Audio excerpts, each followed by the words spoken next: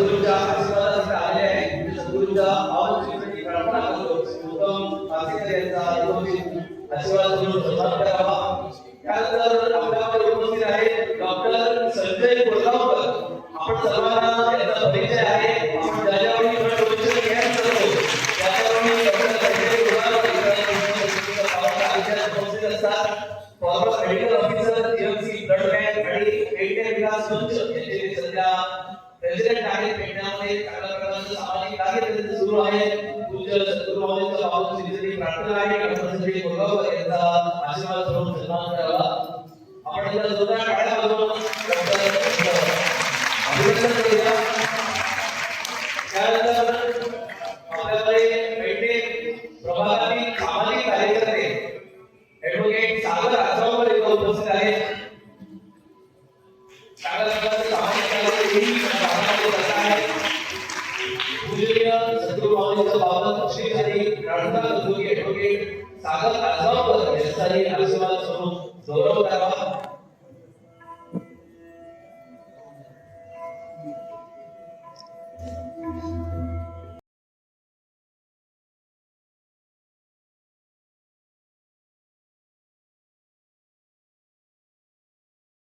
संकेत फळदेसाई विशेष करून पूज्य सद्गुरूंच्या सानिध्यात उपस्थित आहेत. पूज्य सद्गुरूंच्या श्रीचरणी प्रार्थना करतो की संकेत फळदेसाई एरिया मॅनेजर आहेत आयटीसीचे संकेत फळदेसाई पूज्य सद्गुरू महाराजांच्या पावन श्रीचरणी प्रार्थना करतो की संकेत जींचाही आशीर्वाद करून सन्मान करावा.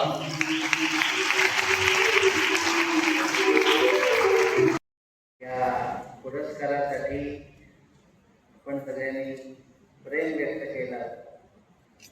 आपण सर्वांना खूप खूप धन्यवाद, खूप खूप आशीर्वाद.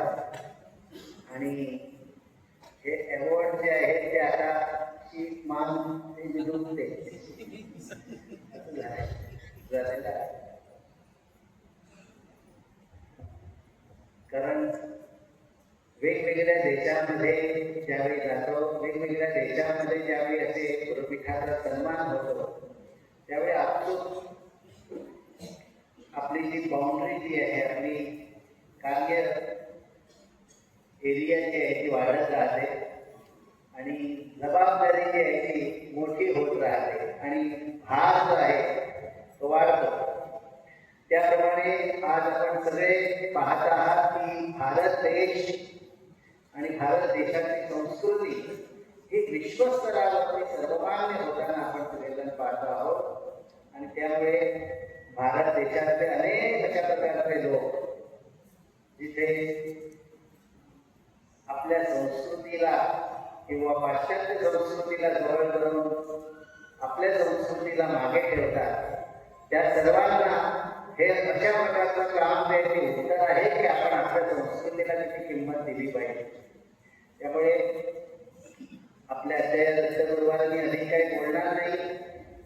गुरुमाने सगळंच बोलून ठेवलंय आणि इतकं बोललं की आता अजून बोलण्यात असं काही राहिलेलं नाही.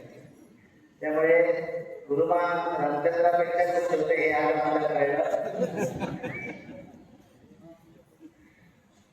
त्यामुळे रामचंद्राचं सीट खाली.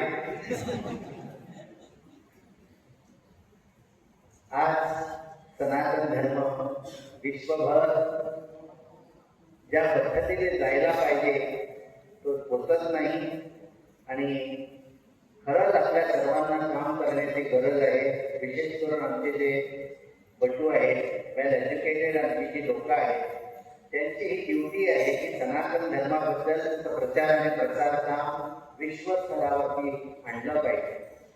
आणि ज्यावेळी आम्ही जातो त्यावेळी लक्षात येतं की खरोखरच या गोष्टींची आवश्यकता आहे. बाकी हे गौरव वगैरे हे आम्ही मानतो की या गुरुपीठाचा जो गौरव, त्यांच्या कार्याचा गौरव आणि गुरुपीठ म्हणजे पर्यायाने आपल्या सर्वांचा जो गौरव आम्ही मानतो आणि आम्ही ते घेतो. परंतु या गौरवांच्या मागे कधी लागू नये, कोणी काम करत राहावं. आपल्या कार्याची दिशा जी आहे ती ठरवावी आणि त्याप्रमाणे आपण कर्म प्रधानत्व जे भगवद्गीता सांगते मा फलेषु कदाचन असं म्हणतात की फळाची आशा परमार्थ शिकवतो. ज्यावेळी नचिकेता जो आहे, हा नचिकेता ज्यावेळी त्याच्या वडिलांना त्याने विचारलं की या सगळ्या काही जे आहे ते तू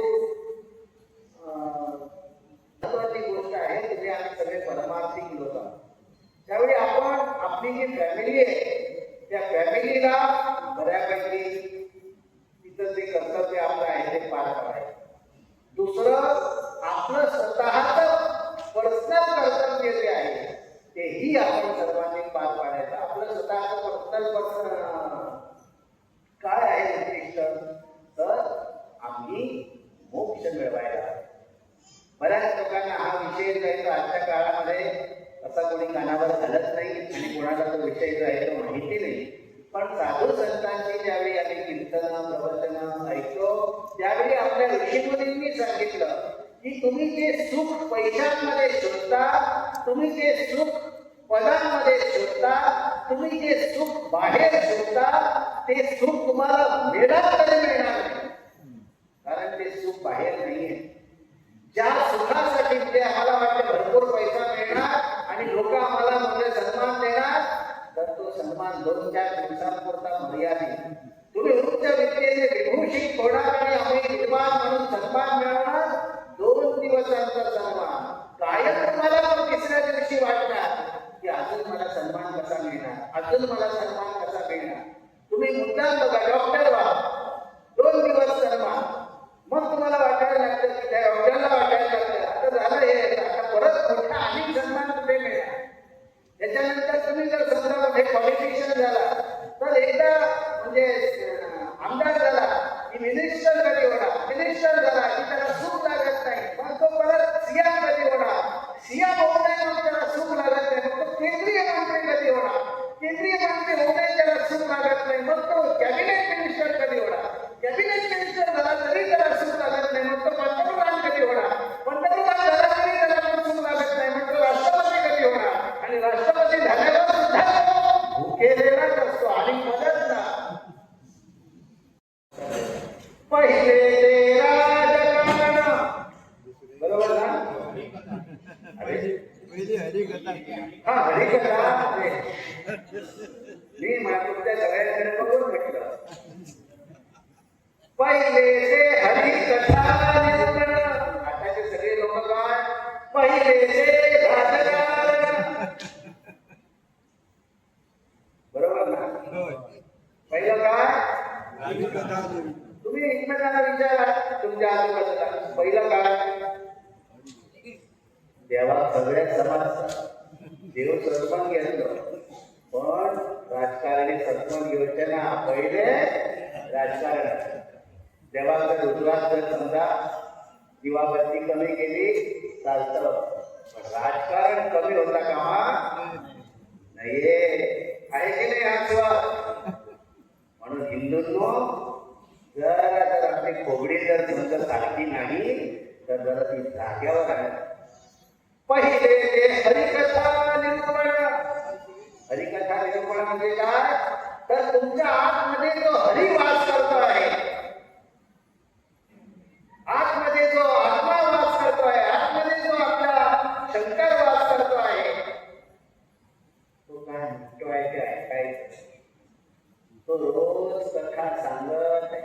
कोण, आपल्या आतमध्ये वास करणारा हरी. त्या हरीला समजून घ्या.